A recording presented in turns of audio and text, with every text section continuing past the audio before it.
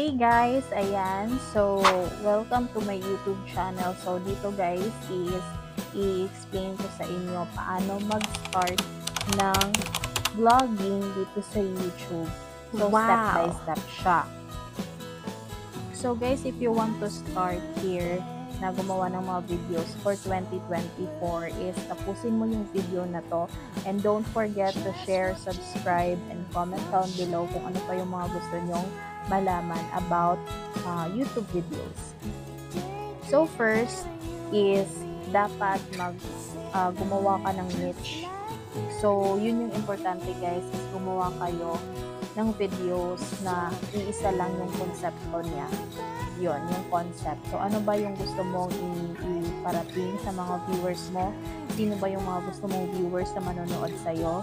Importante yun guys. Then number 2 is be consistent sa posting. So when we say na be consistent sa posting is dapat naka-line up na kung ano yung mga i-discuss mo na topics sa YouTube videos nyo. Yan siya. Then number 3 is enjoy mo lang yung process. Sometimes may mga times talaga na you are not in the mood to make videos pero dapat may end goal ka. Yun. So yung end goal mo is to impart yung mga gusto mong skills na ma-impart dito. Like for example, mekaniko ka, singer ka, artist ka, yan. Pwede mo siyang gawing mga contents dito sa YouTube. So para sa akin naman, yung ginagawa ko is nagtuturo ako paano gumawa ng mga contents dito sa YouTube. So yun siya guys.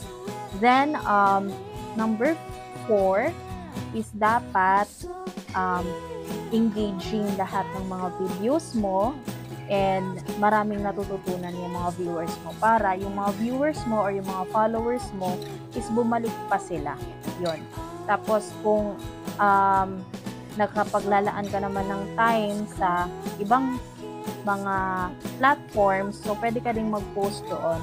And then also, pwede ka ring mag-post sa mga different platforms para ma-boost din yung mga social media platforms mo na iba. So, paano ba ma-monetize din?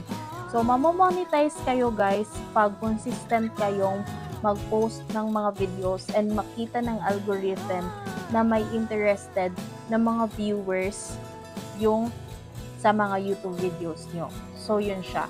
So, it takes time para maging ma-monetize dito.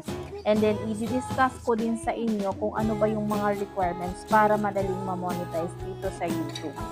So, yun siya guys. I hope marami kayong natutunan. And also, comment down below kung ano pa yung mga gusto nyong malaman about videos, about YouTube, about social media platforms. So, yun siya. Thank you so much for watching and don't forget to share, like, and subscribe. Bye!